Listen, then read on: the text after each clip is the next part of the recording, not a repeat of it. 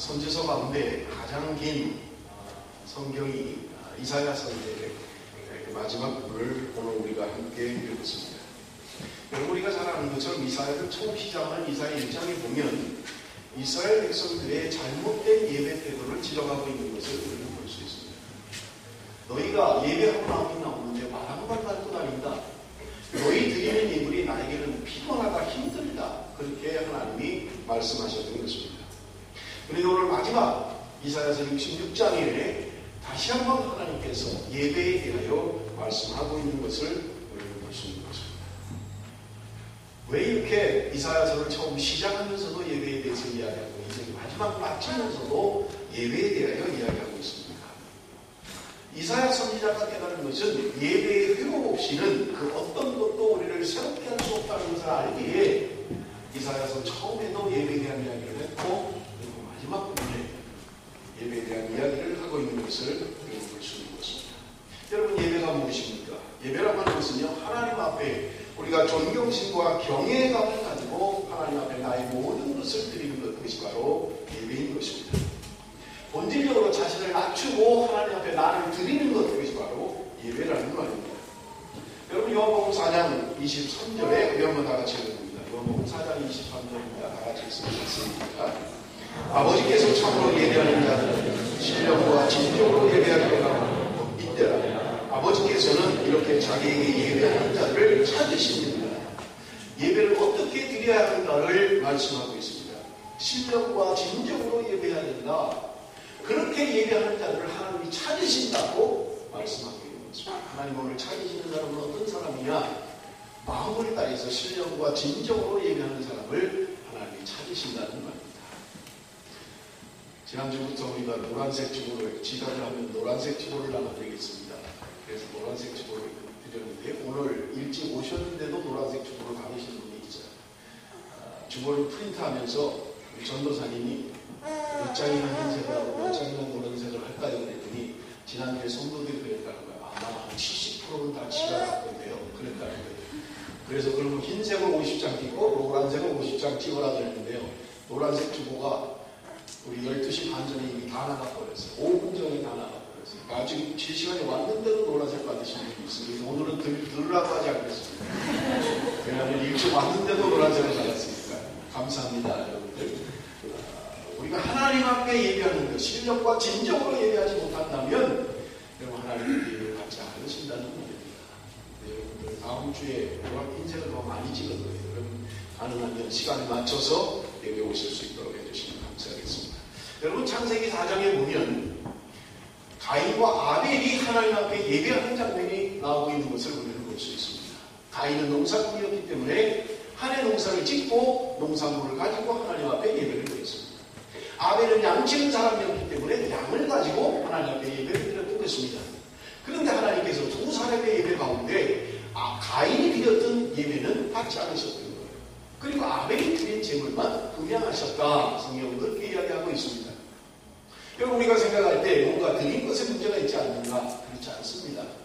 내가 드린 것이 양이 되었든 농산물이 되었든 그것은 상관없어요. 무엇을 드리냐는 상관없습니다. 중요한 것은요, 드리는 사람의 태도에 달려있는 거예요. 여러분 히브리서는 이야기합니다. 하나님께서 아벨의 제물을 받으셨다라고 하면서 아벨은 믿음으로 드렸다. 이렇게 성경은 이야기하고 있는 거예요. 하나님 앞에 예물을 드리는데 하나님 앞에 예배하는데 믿음으로 했다는 말입니다. 무슨 말입니까? 내가 드린 제물 때문에 하나님이 그 예배를 받으시고 안 받으시고 아니라는 걸 그 사람의 태도에 달려있다는 말입니다. 그가 어떤 자세로 나오느냐, 어떤 마음으로 드리느냐 하는 것이 하나님을 받으시고 안 받으시는가를 결정한다는 말입니다. 여러분 성경에 우리가 하나님의 드린 예물에 대해서도 이야기하고 있잖아요. 부자는 많이 드렸어요. 그리고 가난한 사람, 가난한 여인은 적게 드렸습니다. 그런데 하나님이 많이 드린 예물을 금양하신 것이 아니라 작게 드린 예물을 받으셨다고 이야기하고 있는 것입니다. 우리가 드리는 헌금의 액수를 따라서 하나님이 받고 안 받고 하시는 것이 아니라 우리의 마음의 태도, 우리가 예배하는 태도, 우리가 예물을 드리는 태도가 하나님이 받으시느냐 안 받으시느냐를 결정한다고 말씀하고 있는 것입니다. 오늘 본문 가운데 예배에 대해서 말씀을 하고 있습니다. 그런데 하나님이 기뻐 받으시는 예배가 있고 하나님이 기뻐하지 않는 예배가 있다고 오늘 본문 우리에게 말씀하고 있는 것입니다. 하나님이 받지 않으시는 예배, 하나님이 가증히 여기는 예배가 4절입니다. 우리 한번 4절 말씀 다 같이 읽어봅니다. 다 같이 읽습니다. 시작. 그들이 무수하는 것을 그들에게 임하게 하리니 이는 내가 불러도 대답하는 자가 없으며 내가 말하여도 그들이 듣지 않고 오직 나의 목전에서 악을 행하며 내가 기뻐하지 아니하는 것을 택하였습니다. 하십니다. 하나님이 받지 않으시는 것, 그들이 가증히 행하는 것이 있는데 세 가지를 이야기하고 있습니다. 첫째는요, 불러도 대답하는 자가 없다. 하나님이 그렇게 불렀는데도 대답하는 사람이 없더라는 말입니다. 두 번째는요, 내가 말하여도 듣는 사람이 없었다. 하나님이 말씀하시는데도 듣는 사람이 없었다는 거예요. 여러분, 세 번째는 무엇입니까? 악을 행하고 하나님이 기뻐하지 않는 것을 선택했다. 너희들이 하나님이 기뻐하지 않는 일들을 행했다고 말씀하고 있는 것입니다. 사랑하는 성도 여러분, 오늘 이 시간에 하나님께서 저와 여러분에게 동일하게 말씀하신다면 어떻게 하시겠습니까? 내가 불러도 너희들이 대답하지 않았다. 내가 말해도 너희가 듣지 않았다. 너희들은 항상 나쁜 것만 선택했다라고 하신다면 여러분 뭐라고 대답을 하시겠느냐는 거예요. 마태복음 24장 25장에 보면 주님이 오실 때의 상황을 비유로 이야기하고 있는 것을 볼 수 있습니다. 주님이 이 땅에 오셔서 오른편과 왼편으로 가르시겠다는 거예요. 그런데 양들은 오른편에 그리고 염소들은 왼편에 두시겠다고 말씀하고 있는 것입니다. 그래서 여러분들 가나만 앉을 때 오른편에 앉으십시오. 왼편에 앉지 마시고요. 습관이 돼야 돼요. 오른편에 앉는 보는 사람에 따라 다르잖아요. 제가 볼 때 오른편이 이쪽이고요. 왼편이 이쪽이고요. 오늘 잘못 선택하신 것입니다. 여러분이 저를 보면요. 이쪽이 오른편입니다. 저쪽이 왼편입니다. 여러분 누가 보느냐에 따라서 다르다. 주님이 다시 오실 때 양과 염소를 나누시겠다는 거예요. 근데 양은 오른편에 염소를 왼편에 두시겠다는 말입니다. 그런데 문제는요. 주님이 오른편에 있는 양에게 이야기하십니다. 내가 죽일 때 너희가 먹을 것을 주었고 내가 목마를 때 너희들이 나에게 마실 것을 주었다. 내가 헐벗을 때 너희들이 나를 돌아보았고 내가 감옥에 갇혔을 때 너희들이 나를 찾아주었다라고 오른편에 있는 양들에게 이야기를 합니다. 그런데 문제는요. 오른편에 있는 양들이 대답하기를 언제 주님이 굶주리셨습니까? 언제 주님이 목마르셨습니까? 언제 주님이 감옥에 갇히셨습니까? 우리는 그렇게 한 적이 없습니다. 라고 이야기합니다. 그때 주님께서 대답하신 말씀이 너희 가운데 있는 작은 자에게 한 것이 나에게 한 것이다. 그렇게 대답을 하셨어요. 왼편에 있는 염소들에게도 주님이 말씀하십니다. 내가 목마를 때 너희들은 나에게 마실 걸 주지 않았고 내가 주일 때 너희들이 먹을 걸 주지 않았다. 내가 헐벗었을 때 너희들이 입을 걸 주지 않았고 내가 감옥에 갇혔을 때 너희들이 나를 돌아보지 않았다. 라고 이야기합니다. 그때 왼편에 있는 염소들 그들이 이야기합니다. 주님이 언제 목말랐습니까? 주님이 언제 굶주리셨습니까? 주님이 언제 헐벗었습니까? 주님이 언제 감옥에 갇히셨습니까? 그때 주님께서 대답하십니다. 너희 곁에 있는 작은 자에게 하지 않은 것이 나에게 하지 않은 것이다. 주님이 말씀하십니다. 여러분 무엇을 교훈하고 있습니까? 오른쪽에 있는 사람이나 칭찬을 들었던 오른쪽에 있는 사람이나 왼쪽에 있는 사람들이나 자신이 한 일을 다 몰랐다는 말입니다. 양편에 있는 사람들도 자신이 한 일을 몰랐어요. 내가 언제 주님을 도와줬습니까? 내가 언제 주님께 먹을 것을 줬습니까? 내가 주님께 언제 마실 것을 줬습니까? 우리는 그런 적이 없습니다. 라고 이야기했다는 말입니다. 왼쪽에 있는 염소편에 있는 염소편에 있는 사람들도 마찬가지예요. 언제 주님이 우리에게 오셨습니까? 주님이 언제 굶주리셨습니까? 우리는 그런 적이 없습니다. 안 오셨으니까 못했지요. 라고 대답했다는 말입니다. 여러분 중요한 것은요. 양편에 있는 사람이나 염소편에 있는 사람들이나 자신이 행한 것을 다 몰랐다는 말입니다. 무슨 말입니까? 내놓으라는 게 아니에요. 남들에게 뭔가 나는 이런 구실을 했습니다. 이런 선행을 했습니다. 내놓으라는 게 아니에요. 그냥 일상적인 삶이었어요. 내가 했다고 생각조차 하지 못합니다. 나는 주님께 한 것조차 없다고 생각해요. 그런데 주님은 칭찬하시는 무슨 말입니까? 우리가 인식조차 할 수 없는 그저 일상적인 삶을 이야기하고 있는 것입니다. 그런데요. 주님께서 작은 자가 누구냐 하는 것입니다. 사랑하는 성도 여러분에게 작은 자는 누구입니까? 누가 나에게 작은 자예요? 제가 고등학교 때 상을 한 번 받은 적이 있어요. 어떤 상이었냐면 선행상을 전교생 앞에서 받은 적이 있어요. 제가 다니는 고등학교 앞에 이 계곡이 하나 있었어요. 계곡이. 한 2m 정도 되는 개천이 하나 있었는데 제가 어느 날 학교를 마치고 나왔는데 그 계곡에 어떤 어린아이가 빠져가지고 허우적거리고 있는데 그래서 제가 그 아이를 이렇게 도와서 건져준 적이 있어요. 그런데 누군가 그걸 봤던 모양이에요. 일주일에 한 번씩 전교생이 모여서 그 조례를 한다고요.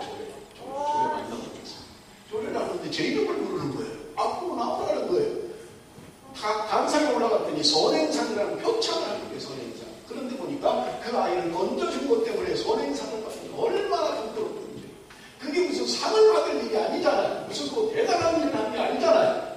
그런데 그것 때문에 표창을 주는 게 표창, 선행상. 그래서 전교생이 박수를 하고 표창장을 받는 적이 있어요. 사랑하는 분들.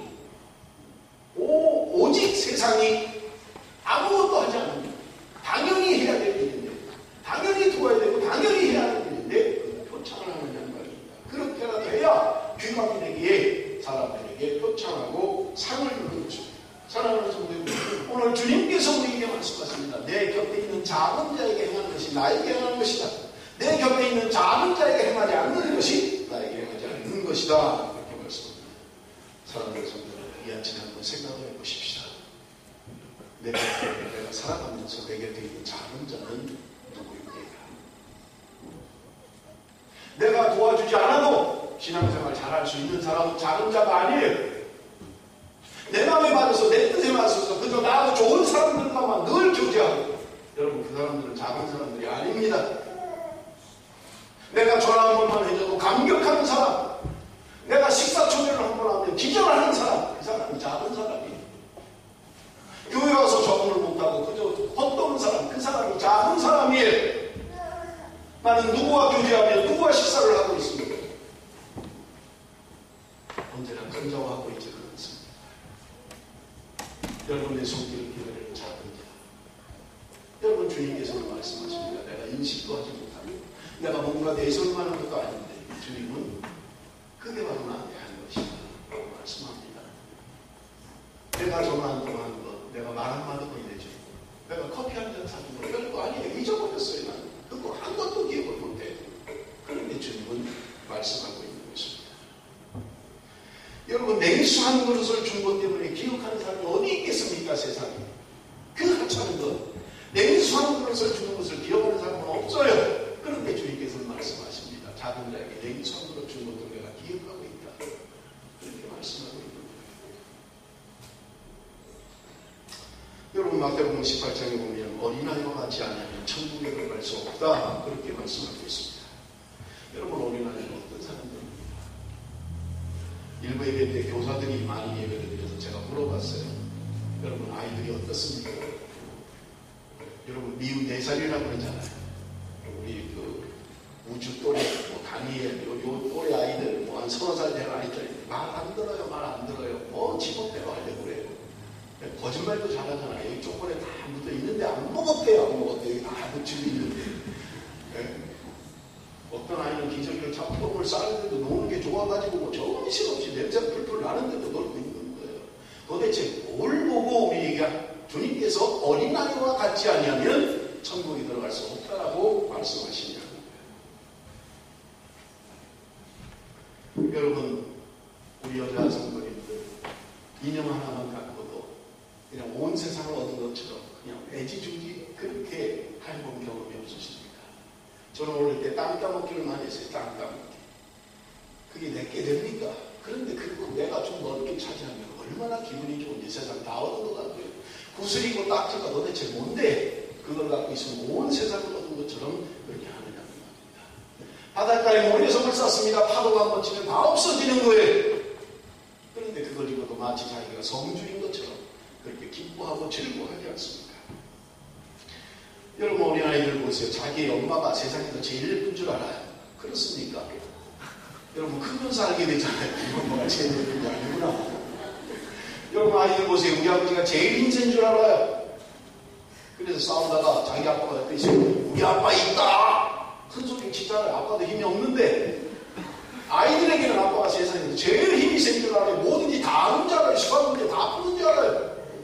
국민학교 제가 수학 문제를 도와주더니 우리 아버지 수학 천재라고 해요. 못해요. 할 수 있는 것만 할 수 있어요. 그런데 아이들은 그렇게 생각하는 거예요. 여러분, 하나님께서 우리에게 말씀하십니다. 어린아이와 같지 않으면 천국에 들어갈 수 없다. 여러분, 한국의 아이들에게 얼마나 가르칩니까? 낯선 사람 따라하면 안 된다. 뭘 사준다고 해서 가면 안 돼. 뭘 해준다고 따라가면 안 돼. 그런데 여러분, 제가 전에 한번 그걸 봤어요. 아이들이 학교 앞에다 봉고차를 내놓고요. 아이들은 그냥 모르는 사람이에요. 5초도 안 돼서 봉고를 그냥 따라타요. 무슨 말을 했는지 모르는데 하여튼 5초도 안 돼가지고 그 애가 그냥 봉고를 타는 거예요. 그러니 집에서 아무리 얘기해봐야 소용없는 거예요. 왜 그렇습니까? 아이들은 단순해서 그렇습니다. 단순해서 그래요. 부모가 그렇게 이야기했는데도 분별력이 없는 거예요. 지금 당장 뭐를 해준다면 그냥 타고 마는 거예요. 그냥 따라가고 마는 거예요. 여러분, 어린아이가 그렇습니다. 여러분, 왼편 사람들과 같은 삶을 우리가 살고 있잖아요. 우리가 왼편 사람과 같은 삶을 살아요. 그런데 왼편 사람들이 언제나 질문하는 것들이 있습니다. 언제 불렀습니까? 하나님이 우리를 언제 불렀습니까? 하나님이 도대체 언제 말씀을 우리에게 하셨습니까? 언제 내가 악한 것을 선택했습니까? 라고 이야기하는 겁니다. 우리는 언제나 그래요. 하나님이 주님께서 내게 오셨을 때 목마른 걸 알았으면, 굶주린 걸 알았으면, 감옥에 갇힌 걸 알았으면 제가 하지요. 언제 주님이 오셨습니까? 라고 이야기합니다. 하나님은 시대마다 하나님의 사람들을 통해서 말씀하고 있는 것입니다. 기록되어진 말씀을 통해서 말씀하시고 오늘 이 강단을 통해서 부족한 종을 통해서도 하나님의 말씀을 선포하는 거예요. 그런데 귀하게 듣지 않는 거예요. 귀를 닫아버리는 거예요. 하나님의 말씀을 그렇게 읽으면서도 말씀을 말씀으로 받아들이지 않는 거예요. 여러분, 귀를 열지 않고 듣지를 않는 거예요. 저는 어제 설교를 준비하면서 그 동영상을 하나 봤어요.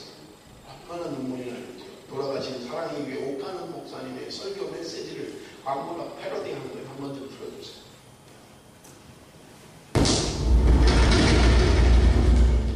우리가 읽은 이 본문은 우리 마음을 기쁘게 할 만한 말씀이 한마디도 들어있지 않다는 것이 특징입니다. 우리가 함께 읽은 말씀을 보면 놀라움을 금할 수가 없습니다. 왜 우리에게 선한 것이 좀 있는데 그것은 왜 한마디도 언급하지 않습니까? 왜 참고 나쁜 것만 선호합니까? 아무리 스스로 자기를 놓은 채 가장을 해도 하나님 앞에 벌렁거려 오면 어느 것 하나도 걸리지 않는 것이 없는 추잡한 존재가 바로 인간이라는 것, 나 자신이라는 것, 우리가 숙지해서는 안 됩니다. 사람이 누구냐? 바로 여기에 있는 죄악 투성이의 존재입니다. 하나님을 싫어하고 하나님을 밀어내고 그 자리에 자기가 하나님이 되어 앉아있어 자기가 하고 싶은 대로 다 하는 이 인간의 진짜 모습은 죄악 투성이로 얼룩져 있고 선한 것을 하나도 찾아볼 수 없는 사형수들입니다. 누가 이 사람을 구원할 수 있습니까? 이 더러운 데를 어디에 가서 처리할 수 있습니까? 적당히 한두 가지 개선을 해서 될 문제가 아니고 도무지 쓸모가 없이 되어버리기 때문에 새 것으로 갈아치우지 아니하면 안 되는데 새 것으로 갈아치우는 이 일을 누가 하겠습니까? 예수 그리스도밖에 없습니다. 이 더러운 죄를 다 용서해 주실 분도 그분밖에 없고 이 더러운 죄로 부패한 내 마음을 새 마음으로 바꾸어 놓을 수 있는 능력을 가지신 분도 예수밖에 없습니다. 그 능력 내 것으로 만들기 위해서는 예수 그리스도를 얼마나 가슴에 모시고 생각 좀 하자고 그 말입니다. 그분이 우리 나라를 위하여 죽으셨는지 좀 생각 좀 하자고 말입니다. 공부 좀 하자고 말이요.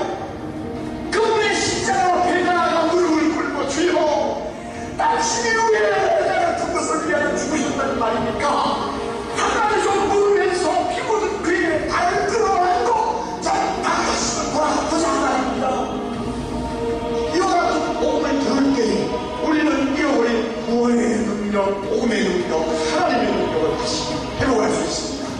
예수 그리스도의 능력이 우리에게 다시 성령의 권능이 우리를 다시 살아나고 있습니다. 사랑의 교회가 이 능력으로 한번 작동할 수 있게 하나님께서 역사하시고 있습니다.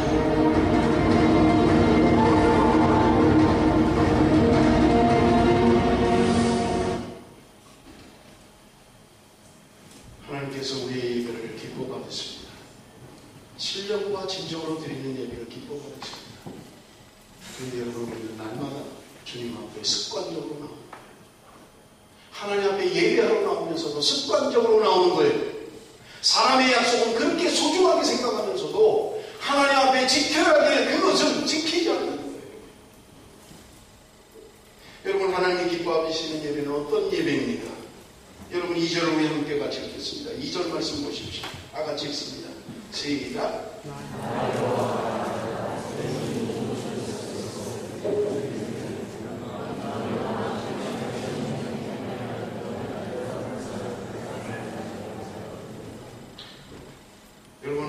그들이 뽑아지는 예배, 그들의 태도는 첫째 마음이 가난한 사람입니다.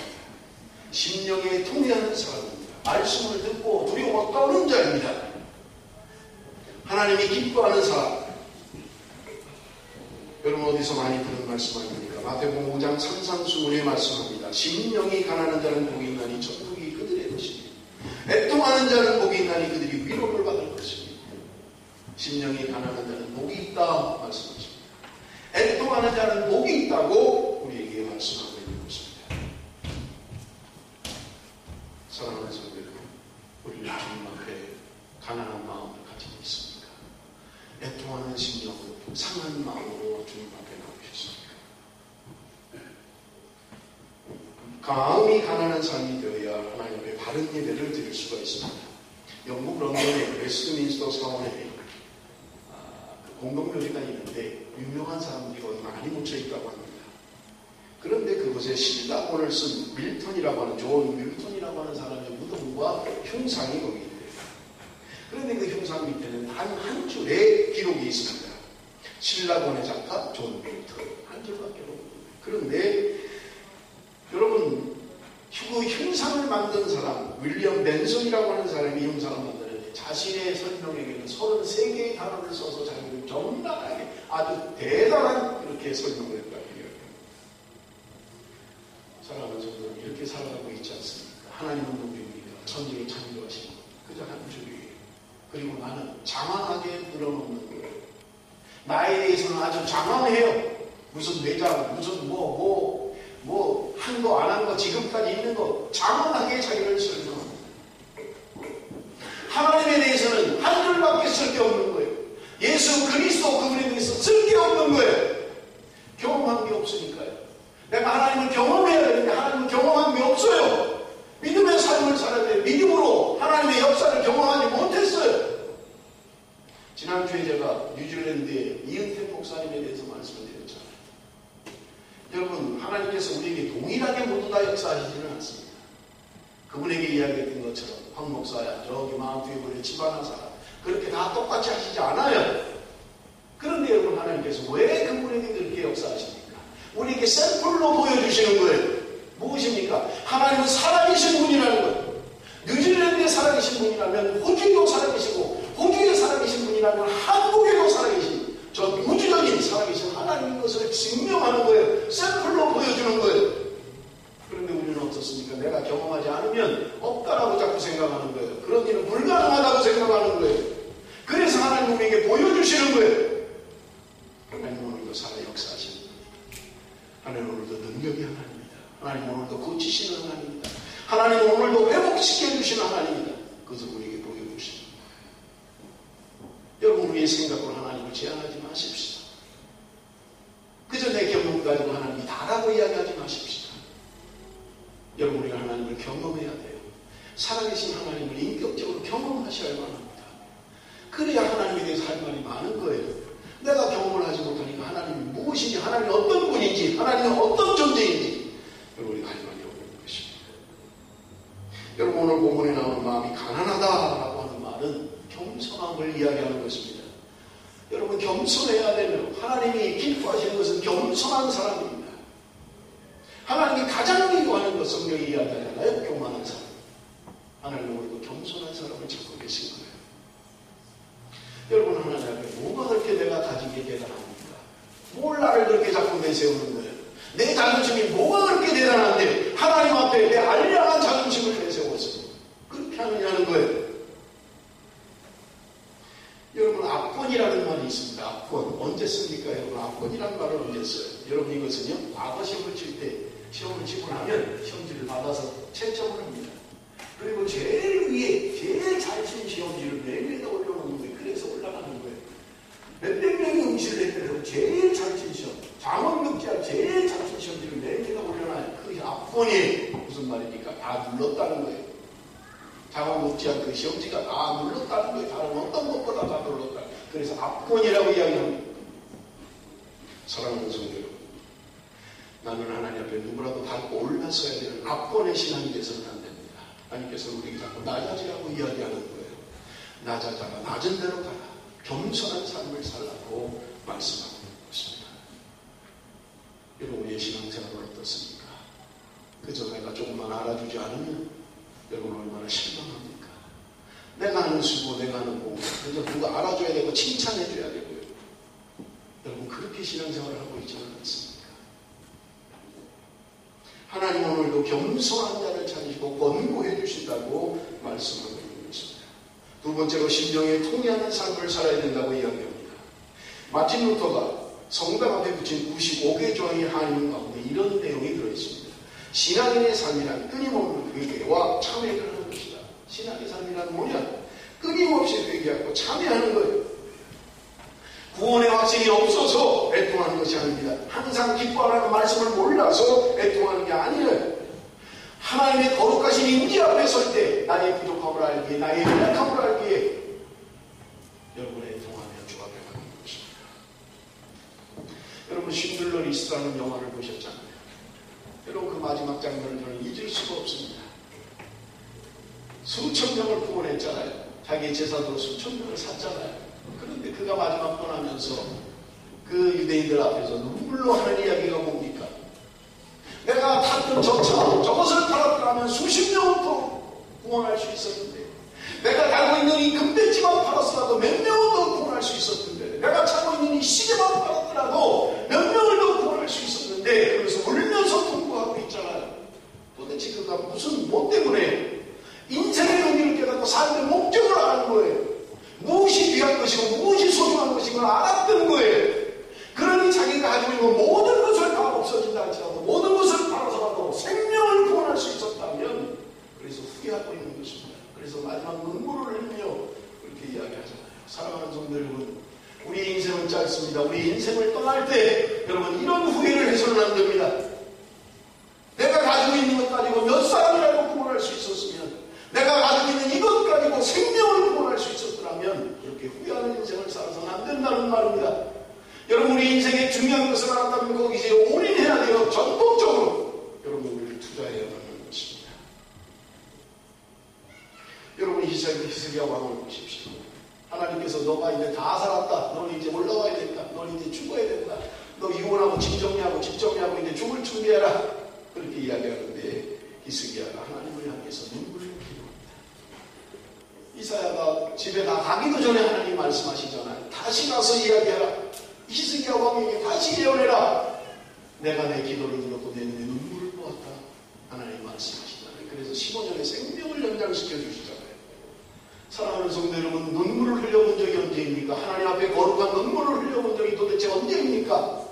상한 심령으로 하나님 앞에 눈물을 흘리며 통곡하며 나간 적이 언제입니까? 눈물이 없는 신앙이라면 여러분 참된 하나님의 은혜를 경험하는 게 아니에요. 구원받지 못해서 여러분 눈물을 흘리는 게 아니에요. 하나님의 말씀대로 살지 못해서, 하나님의 말씀이 내 안에 역사하지 못해서, 구원의 감격이 있으면서도 이 땅의 세상의 것들을 취하며 살아가는 내 모습을 바라보며, 내가 원하는 것 선을 행치 않고 내가 원치 않는 것 악을 행하는 내 모습을 보면서 여러분 통곡하고 애통하며 하나님 앞에 나간 적이 도대체 언제입니까? 우리 눈에 눈물이 많은 적이 도대체 언제입니까?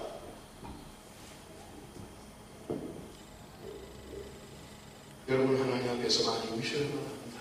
자녀들을 위하여, 남편을 위하여, 아내를 위하여, 교회를 위하여, 조국을 위하여, 구원받지 못한 열방을 향하여 여러분 우셔야 됩니다. 하나님 앞에 눈물을 흘리셔야 돼요.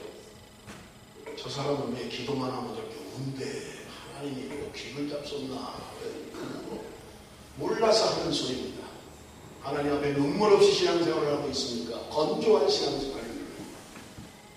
오늘 본문 2절에 말씀합니다. 나 여호와가 말하노라. 나의 손이 이루어둔 것을 지어서 다 이루었느니라. 무릇 마음이 가난하고 심령에 통해하며 나의 말을 인하여 떠는 자 그 사람은 내가 권고하려니와. 심령에 통해한다라고 하는 것은 회개한다는 말입니다. 여러분 다윗도 인생에 실수를 했습니다. 사울도 인생에 실수를 했어요. 그런데 여러분 사울은 구원받지 못했어요. 용서를 받지 못했습니다. 그런데 다윗은 하나님이 용서해 주셨던 것입니다. 왜 그렇습니까? 그는 자신의 잘못을 시정하는 나단 선지자의 말씀 앞에 여러분 철저하게 회개하고 눈물로 하나님 앞에 통회했기 때문에 그렇습니다. 그는 고백합니다. 내 눈물을 주의 명에 담습니다 하고 고백했던 묻습니다. 주여 주의 성신을 내게서 떠나지 말게 해주십시오. 그는 하나님 앞에 철저하게 회개했던 사람이었습니다.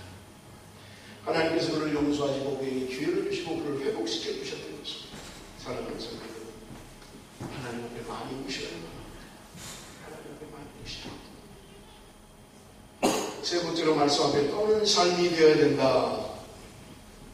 여러분, 하나는 성프란시스가 농사일을 하고 있는데 젊은 두 청년이 그에게 와서 제자가 되겠습니다라고 이야기를 하더랍니다. 마침 성프란시스가 밭에서 배추를 싣고 있었던 중에 두 청년이 와서 제자가 되겠다고 하니까 성프란시스가 두 청년에게 이야기합니다. 내가 잠깐 볼 일이 있으니까 그러면 자네들이 좀 내 대신 여기다 배추를 좀 심어주게. 그렇게 이야기를 하더랍니다. 그런데 뭐라고 이야기를 하면 배추를 심는데 뿌리는 하늘을 향해서 심고 그 이파리는 땅속에다 묻게 그렇게 이야기를 하더랍니다. 이 두 청년이 그 이야기를 듣고 한 사람이 생각을 합니다. 뿌리를 땅에 박아있지만 뿌리를 하늘을 향하고 이파리를 땅에다 하라는데 전부 다 뿌리를 다 땅에다 심는다. 이게 뭐가 좀 잘못 말한 것 같다. 잘못 알아듣는 것 같다. 근데 한 청년은요 그대로 하는 거예요. 이파리를 땅에다 다 심은 뿌리가 하늘로 향하게 전부 다. 얼마 후에 성프란시스가 돌아왔습니다. 한쪽에 보니까 한 청년은 뿌리를 땅속에다 다 심어놨어요. 그러니까 성프란시스가 이야기합니다. 자네는 참 잘 심었네. 합리적이고 참 자네는 똑똑한 사람이네. 그러나 주님의 제자는 될 수 없는 것 같네. 그리고 하라는 대로 했더니 뿌리를 전부 다 하늘로 심었던 그 청년을 향해서는 자네는 내가 제자를 삼겠네. 나를 따라오게. 이렇게 이야기를 하더랍니다. 무슨 말입니까? 상식에 맞느냐 안 맞느냐 중요하지 않아요. 논리에 맞느냐 안 맞느냐 중요하지 않습니다. 누가 말했느냐는 거예요. 어린아이와 같이 말씀하시는 그분의 말씀에 단순한 순종이에요. 단순한 믿음이에요. 그것이 역사를 이루는 거예요. 여러분, 성경을 여러분 내 이해력으로 다 이해할 수 있겠습니까? 어떤 사건을 여러분 내 논리로 받아들일 수가 있습니까? 홍해를 건너는 걸 받아들일 수가 있습니까? 여러분, 마라의 승부를 받아들일 수 있습니까? 여리고성이 무너지는 것을 받아들일 수가 있습니까? 죽은 나사로가 살아나는 것을 받아들일 수 있습니까? 뭐를 받아들일 수가 있습니까? 내 논리와 내 이성과 내 합리적인 것 갖고 무엇을 받아들일 수 있냐? 어린아이와 같이 단순한 믿음, 주님이 말씀하시면 제가 그렇게 하겠습니다. 단순한 순종, 주님이 요구하면 제가 그렇게 하겠습니다. 내 생각과 관계없이. 그런데 우리는 나만처럼 잡고 사는 거예요. 내 생각에는 내 경험에는 그렇게 하면 안 되는 것 같은데 자꾸 내 생각을 앞세우고 여러분, 주님만을 바라보아야 합니다. 주님이 말씀하시면 내 논리와 내 상식에 맞지 않아도 하나님 제가 순종하겠습니다. 그렇게 살겠습니다. 여러분, 그것이 말씀 앞에 두려워하는 사람이었습니다. 말씀을 맺겠습니다. 여러분, 우리가 하나님 앞에 예배할 때 우리가 드리는 물질이 중요하지 않아요. 우리의 삶이 하나님 앞에 중요하다는 겁니다. 주님께서 우리에게 이야기합니다. 내 주변에 작은 자는 누구냐? 그 얘기하는 것이 나에게 하는 것이다. 그 얘기하지 않는 것이 나에게 하지 않는 것이라고 이야기하고 있는 것입니다. 오늘은 내가 큰 자들과만 놀고 있습니까? 어떻게든지 그래도 큰 사람하고 놀아야 나도 큰 사람이 되지 않는가? 그렇게 생각하십니까?